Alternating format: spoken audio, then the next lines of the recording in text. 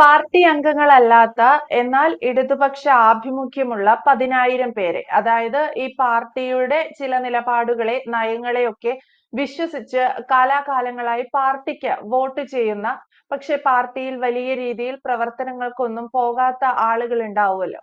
അങ്ങനെയുള്ള 10,000-ഓളം വരുന്ന ആളുകളെ ഒന്നിച്ചു നിർത്താൻ ഒരുങ്ങുകയാണ് CPM എന്നൊരു വാർത്ത പുറത്തു വരുന്നുണ്ട്. ഇവരുടെ ഇത്രയും ആളുകളെ ഒന്നിച്ചു ചേർത്ത് കൊണ്ടുപോകാൻ ഉദ്ദേശിക്കുന്നത് സ്വതന്ത്രപരമായ ആശയങ്ങൾ പങ്കുവയ്ക്കുക, പാർട്ടിക്ക് എന്ത് മാറ്റം വേണം എന്നുള്ളതിനെയൊക്കെ കുറിച്ച് ഇവരുടെ ഒരു നിലപാടുകൾ, ചർച്ചകൾ, ഇതൊക്കെയാണ് പാർട്ടിയുടെ ലക്ഷ്യം എന്നറിയാൻ സാധിക്കുന്നത്.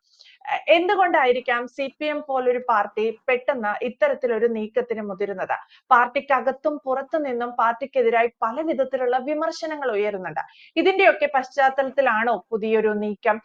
എന്താണ് ഇവർ ഈ 10,000 പേരെ ഒരുമിച്ച് കൊണ്ടുവരിക എന്ന ആശയം കൊണ്ട് ഉദ്ദേശിക്കുന്നത്? ആ വാർത്ത ഞാൻ കണ്ടിരുന്നു. അതൊരു തലയും വാലും ഇല്ലാത്ത വാർത്തയാണ്. ഒരു മാധ്യമത്തിൽ വന്നതാണ്, ഒരു പത്രത്തിൽ വന്നതാണ്. തലയും വാലും ആ വാർത്തയ്ക്കില്ല. അതിലെ EMS പഠന കേന്ദ്രത്തിൽ അങ്ങനെ ഒരു മീറ്റിംഗ് നടന്നതായിട്ട്, അല്ലെങ്കിൽ അങ്ങനെ ഒരു ചർച്ച നടന്നതായിട്ടാണ് ആ വാർത്ത കണ്ടത്. പാർട്ടിയുടെ ഔദ്യോഗിക പത്രത്തിൽ അത് നോക്കിക്കഴിഞ്ഞപ്പോൾ അതിൻ്റെ അകത്ത് അങ്ങനെ ഒരു വാർത്തയെ കാണാൻ പറ്റിയില്ല. ഇനിയിപ്പോൾ നാളെയോ മറ്റോ വരുമായിരിക്കും. ഇപ്പം എന്തായാലും ഇന്ന് വന്നിട്ടില്ല. ഇന്ന് ഞാൻ വായിക്കുന്ന എഡിഷൻ്റെ അകത്ത് അങ്ങനെ ഒരു വാർത്ത എത്തിയിട്ടില്ല. ഇത്രയും ഒരു സുപ്രധാനമായ തീരുമാനവും പാർട്ടി അണികൾ അറിയേണ്ടതുമായ ഒരു തീരുമാനമാണെങ്കിൽ സ്വാഭാവികമായിട്ടും അത് ആദ്യം പാർട്ടി പത്രത്തിലാണ് വരുന്നത്. അത് വന്നിട്ടില്ല, കണ്ടില്ല. അപ്പൊ ഞാൻ നേരത്തെ പറഞ്ഞ പോലെ ഇതൊരു തലയും വാലും ഇല്ലാത്ത ഒരു വാർത്തയാണത്. അതിൻ്റെ ഉദ്ദേശശുദ്ധി ചോദ്യം ചെയ്യപ്പെടേണ്ടതാണ്. കാരണം ഈ വാർത്ത എവിടെ നിന്ന് വന്നു, ആര് കൊടുത്തു എന്നൊക്കെ ഉള്ളത് അന്വേഷിക്കപ്പെടേണ്ട ഒരു കാര്യമാണ്. ഈ ആളുകളെ മൊബിലൈസ് ചെയ്യാൻ എന്താണ് സാഹിത്യ സാംസ്കാരിക രംഗത്ത് അനുഭാവികളെയൊക്കെ മൊബിലൈസ് ചെയ്യാനുള്ള പണിയൊന്നും CPM ആരും പഠിപ്പിക്കേണ്ട കാര്യമില്ല. അവർക്കതറിയാം. കാരണം അവർക്ക് ബ്രാഞ്ച് തൊട്ട് അതിനുള്ള സംവിധാനമുണ്ട്. അതിൻ്റെ അകത്ത് കുതർക്കങ്ങളും വിഭാഗീയത എന്തുണ്ടെങ്കിൽ പോലും തെരഞ്ഞെടുപ്പ് പോലെ ഒരു സുപ്രധാന സംഗതി വന്നു കഴിഞ്ഞാൽ പാർട്ടി മിഷനറി എണ്ണയിട്ട യന്ത്രം പോലെ പ്രവർത്തിക്കും. പക്ഷേ ഇതിൻ്റെ അകത്ത് ന്യായമായിട്ട് സംശയിക്കേണ്ട ഒരു കാര്യം എന്താണെന്ന് ചോദിച്ചു കഴിഞ്ഞാൽ, 2-3 ദിവസം മുമ്പാണ് മണി കൺട്രോളിൻ്റെ ഒരു സർവേ റിപ്പോർട്ട് പുറത്തു വന്നത്. അതിൽ സർവേ റിപ്പോർട്ടിൻ്റെ അകത്ത് അതൊരു ക്രിയേറ്റഡ് വൺ, അല്ലെങ്കിൽ അതൊരു കുക്ക് ചെയ്ത റിപ്പോർട്ടാണെന്ന് വളരെ വ്യക്തമാണ്. അതിൽ ആ റിപ്പോർട്ടിൻ്റെ ആദ്യ ഭാഗത്ത്, അതായത് 1ാം സ്ഥാനത്ത്, 2ാം സ്ഥാനത്ത് ശൈലജ ടീച്ചർ, 3ാം സ്ഥാനത്ത് പിണറായി വിജയൻ എന്നുള്ള ഒരു ലിസ്റ്റിംഗ് ആണ് അതിൻ്റെ അകത്ത് വന്നത്. ആ സർവേ റിപ്പോർട്ടിൻ്റെ തുടർച്ചയായിട്ടുള്ള അല്ലെങ്കിൽ ഫോളോ അപ്പ് ആണ് ഈ വാർത്ത എന്നാണ് എൻ്റെ ഒരു നിരീക്ഷണം. കാരണം ആ പാവം ശൈലജ ടീച്ചറെ കൊടുക്കാനുള്ള പണികൾ ഈ മാധ്യമങ്ങളെല്ലാം കൂടെ ചെയ്തുകൊണ്ടിരിക്കുകയാണെന്ന് വേണം നമുക്ക് അതിൻ്റെ അകത്ത് കരുതേണ്ടത്. പാർട്ടിക്കകത്ത് ടീച്ചറെ 2ാം സ്ഥാനത്താക്കിയത് തന്നെ 1ാം സ്ഥാനത്തേക്ക് തള്ളിക്കൊണ്ടുവരാൻ, മാധ്യമങ്ങളുടെ താല്പര്യപ്രകാരം തള്ളിക്കൊണ്ടുവരാൻ വേണ്ടിയിട്ടുള്ള ഒരു നീക്കമാണ്. മുഖ്യമന്ത്രി പറയുന്ന 17% പ്രാതിനിധ്യത്തോടുകൂടി 3ാം സ്ഥാനത്തേക്ക് പോയി. അപ്പം 2ാം സ്ഥാനത്തുള്ള, അപ്പം ശശി തരൂര്, തൊട്ട് താഴെ ശൈലജ ടീച്ചർ. ഇത് ഒരു പണ്ട് മുഖ്യമന്ത്രി പറഞ്ഞിരുന്നത് പോലെ, അല്ലെങ്കിൽ പല പാർട്ടിക്കാരും പറയാറുള്ളത് പോലെ, ഇതൊരു മാധ്യമ സൃഷ്ടിയാണ് എന്ന് പറയേണ്ടി വരും. കാരണം ഇത്തരം കാര്യങ്ങളിൽ ഒരു മൊബിലൈസേഷൻ ഡ്രൈവ് പാർട്ടിക്കകത്തുണ്ടെങ്കിൽ ആദ്യം അതിനെപ്പറ്റിയൊക്കെ സംസാരിക്കേണ്ടത് പാർട്ടി സെക്രട്ടറിയാണ്. MV ഗോവിന്ദമാഷാണ് അതിനെപ്പറ്റി ആദ്യം പറയേണ്ടത്. അല്ലെങ്കിൽ ദേശാഭിമാനിക്കകത്ത് M സ്വരാജിന് ലേഖനം എഴുതാം, അല്ലെങ്കിൽ പാർട്ടി അഖിലേന്ത്യാ സെക്രട്ടറിക്ക് പറയാം.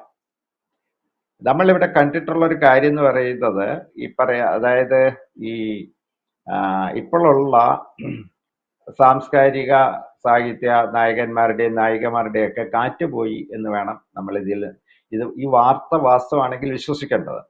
കാരണം അവരെ കൊണ്ട് ഒരു വോട്ടും മൊബിലൈസ് ചെയ്യാൻ പറ്റില്ല, ഉള്ള വോട്ടൂടെ പോകും എന്ന ഉള്ള ഒരു സൂചനയും അതിൻ്റെ അകത്തുണ്ട്.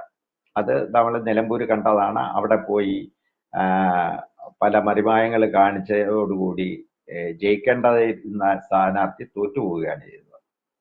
അപ്പൊ ഈ പറയുന്ന വിഷയം, അതായത് മനഃപൂർവ്വം ശൈലജ ടീച്ചറിനെ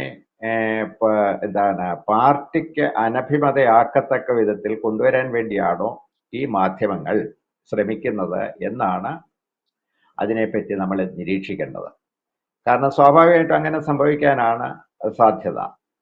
അത് അല്ലാതെ ഞാൻ നേരത്തെ പറഞ്ഞതുപോലെ പാർട്ടിക്ക് ഒരു അനുഭാവികളുടെ മൊബിലൈസേഷൻ എന്ന് പറയുന്നത് അത്ര ഒരു 10,000 പേരെ പുതുതായിട്ട് ചേർത്തുണ്ടാക്കേണ്ട ഒരു വിഷയമല്ല. ഏതവസരത്തിലും ഇപ്പോൾ മുഖ്യമന്ത്രിയുടെ സാമൂഹിക രംഗത്തുള്ള ആളുകളെ ഇഷ്ടംപോലെ ആളുകളെ കണ്ടു.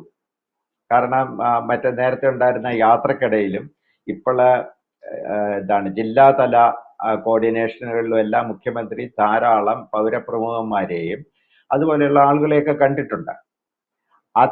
അതിന്റെ പിന്നാലെ വീണ്ടും ഒരു 10,000 എന്ന് പറയുന്നത് ദുരൂഹമാണ്. അതിൻ്റെ അകത്ത് അത് പാർട്ടി അതിനെപ്പറ്റിയുള്ള കൃത്യമായ ഒരു വ്യക്തത അതിൻ്റെ അകത്ത് വരുത്തും എന്ന് നമുക്ക് പ്രതീക്ഷിക്കാം. അതുവരെ ഇതൊരു മാധ്യമ സൃഷ്ടിയായിട്ട് എടുക്കാൻ പറ്റും. പക്ഷെ പലതരത്തിൽ ഇത്തരം വിമർശനങ്ങൾ ഉയരുന്നു പാർട്ടിക്കകത്തുനിന്നും പുറത്തുനിന്നും. ഞാൻ നമ്മുടെ ഇൻട്രോയിൽ സൂചിപ്പിച്ചതുപോലെ എന്തുകൊണ്ടായിരിക്കാം ആളുകളെ 10,000 ആളുകളെയൊക്കെ ഈ വാർത്ത ശരിയാണെങ്കിൽ നമുക്കറിയില്ല, അശോക് സാർ പറഞ്ഞതുപോലെ ഇതിൽ എത്രത്തോളം യാഥാർത്ഥ്യമുണ്ടെന്ന്. പക്ഷെ ഇതൊരു ജെനുവിൻ ന്യൂസ് ആണെങ്കിൽ ഇത്രയും ആളുകളെ, അണികളെ അല്ലെങ്കിൽ ഇതിൽ വിശ്വസിക്കുന്ന പ്രവർത്തകരെ ഒന്നിച്ചു ചേർക്കാം എന്നുള്ളൊരു തീരുമാനത്തിന് പകരം ഇല്ല, ഇതൊരു ജെനുവിൻ ന്യൂസ് അല്ല. ഈ ന്യൂസിന് ഞാൻ ആദ്യം പറഞ്ഞല്ലോ, അതിന് വാലും തലയും ഇല്ല. അതാരാണ് ഈ വാർത്ത ഇവർക്ക് നൽകിയതിന്റെ എന്നുള്ളതിനുള്ള ഒരു വ്യക്തി വേണമല്ലോ. അല്ലെങ്കിൽ ആ മീറ്റിങ്ങിനെ തുടർന്ന് ഇന്ന സഖാവ് ഇന്ന വാർത്ത പത്രസമ്മേളനത്തിൽ പറഞ്ഞു, അങ്ങനൊന്നുമില്ല. അതൊരു വാലും തലയില്ലാത്ത വാർത്തയാണ്. അതാണ് ഞാൻ പറഞ്ഞത്, ഇതിൻ്റെ അകത്ത് അപകടകരമായ എന്തോ ഉണ്ട്. പിന്നെ 10,000 പേരെ മൊബിലൈസ് ചെയ്യാൻ പാർട്ടിക്ക് ഒരു വിഷമവും ഇല്ല, ഇന്നും ഇല്ല, ഒരു കാലത്തും ഉണ്ടായിട്ടില്ല. എന്തിനാ, പാർട്ടി നിരോധിച്ചിരുന്ന കാലത്ത് പോലും ഇതിൽ കൂടുതൽ ആളുകളെ പാർട്ടി മൊബിലൈസ് ചെയ്തിട്ടുണ്ട്. അത് നമ്മൾ മനസ്സിലാക്കണം. ആ പാരമ്പര്യം, അതായത് പാർട്ടിയുടെ ആ ഇന്റേണൽ സ്ട്രക്ചറിന് ഇപ്പോഴും തകർച്ചയൊന്നുമില്ല. അവർ വിചാരിച്ചാൽ ഇപ്പോഴും നടക്കും. തീർച്ചയായും ഇത് മാധ്യമ കുസൃതിയാണ്. ഇതൊരു മാധ്യമ കുസൃതിയാണ്. അത്തരത്തിൽ മാധ്യമങ്ങൾ ഒരു വിവാദമുണ്ടാക്കി ആ പാർട്ടിയെ നന്നാക്കേണ്ടുന്ന സാഹചര്യം എന്താണ്? പാർട്ടിക്ക് ചിലപ്പോ തോന്നിക്കൂടെ ഇങ്ങനെ ആളുകളുടെ അടുത്ത് നിന്ന് ഒരു അഭിപ്രായ സർവേ എടുക്കാം, അല്ലെങ്കിൽ 10,000-ഓളം ആളുകളെ ഒന്നിച്ചു ചേർത്ത് സോഷ്യൽ മീഡിയയിൽ ഒരു ക്യാമ്പയിൻ നടത്താം, ഏതെങ്കിലും തരത്തിൽ ഏതൊക്കെ ഏരിയകളിൽ ഏതൊക്കെ പ്രശ്നങ്ങളുണ്ട്, പാർട്ടി കൃത്യമായി ആ വിഷയങ്ങളിൽ ഇടപെടുന്നുണ്ടോ എന്നൊക്കെയുള്ളത് പുനഃപരിശോധിക്കാം എന്ന് പാർട്ടിക്ക് തന്നെ തോന്നേണ്ടുന്ന ഒരു സാഹചര്യം കൂടിയാണ് നിലവിലുള്ളത്. അത് ഈ മാധ്യമങ്ങൾ CPM-നെ നന്നാക്കി കളയും എന്ന് വിചാരിക്കാൻ മാത്രം നിഷ്കളങ്കരാണോ പാർട്ടിക്കാരും നിങ്ങളും നമ്മളും ഒക്കെ? അല്ല. EMS അതിനെപ്പറ്റി വളരെ വ്യക്തമായ കാര്യം പറഞ്ഞിട്ടുണ്ട്. മലയാള മനോരമ എന്നെപ്പറ്റി നല്ല അഭിപ്രായം പറഞ്ഞു കഴിഞ്ഞാൽ സൂക്ഷിക്കണം. മാധ്യമങ്ങൾ CPM-നെ പറ്റി, CPM-നെ നന്നാക്കി കളയാം എന്ന് പറഞ്ഞിറങ്ങിയിട്ടുണ്ടെങ്കിൽ അത് എന്ന് പറയുന്നത് വേറെ എതിരാളികൾക്ക് വടിയുണ്ടാക്കി കൊടുക്കാൻ വേണ്ടി മാത്രമായിരിക്കും. അതാണ് സൂക്ഷിക്കേണ്ട ഒരു കാര്യം. പക്ഷെ ഇതിൻ്റെ അകത്ത് അവര് പറയുന്ന കാര്യം എന്ന് പറയുന്നത് EMS പഠന കേന്ദ്രത്തിൽ നടന്നു എന്നാണ് പറയുന്നത്. ആ ഒരു വസ്തുതയിൽ മാത്രമേ, അവിടെ എന്താണ് സംഭവിച്ചത് അത് പാർട്ടി വ്യക്തമാക്കേണ്ടതാണ്. അവിടെ അത് വ്യക്തമാക്കി കഴിഞ്ഞാൽ മാത്രമേ ഇതിന്റെ സാധ്യതകളും ഇത് എങ്ങോട്ടാണ് പോകുന്നതെന്ന് നമുക്ക് പറയാൻ പറ്റും. അതുവരെ എന്ന് പറയുന്ന ഇതൊരു സാധാരണ മാധ്യമങ്ങള് പാർട്ടിക്കെതിരെ ചെയ്യുന്ന ഒരു പരിപാടിയുടെ മറ്റൊരു രൂപമായിട്ട് എടുക്കാൻ പറ്റും. യെസ്. എന്തായാലും ഈ വാർത്ത പാർട്ടിക്ക് എതിരാകുമോ, പാർട്ടിക്ക് അനുകൂലമാകുമോ അതെ. എന്നൊക്കെയുള്ളത് വരും ദിവസങ്ങളിൽ മറ്റേതൊക്കെ മാധ്യമങ്ങളിൽ ഈ വാർത്ത വരുന്നു, അല്ലെങ്കിൽ ഈ വാർത്തയുടെ ചുവട് പിടിച്ച് മറ്റെന്തൊക്കെ ചർച്ചകൾ സജീവമാകും എന്നതിനെയൊക്കെ അടിസ്ഥാനപ്പെടുത്തിയിരിക്കും. പക്ഷേ അശോക് സാർ പറഞ്ഞതുപോലെ EMS പഠന കേന്ദ്രത്തിൽ നിന്ന് പുറത്തു വന്ന ഒരു റിപ്പോർട്ട് എന്നതിന്റെ അടിസ്ഥാനത്തിൽ ഈ വാർത്ത വന്നതുകൊണ്ടാണ് ഇന്നിതിവിടെ ചർച്ചയായതും. എന്തായാലും വ്യക്തമാണ്. Thank you sir.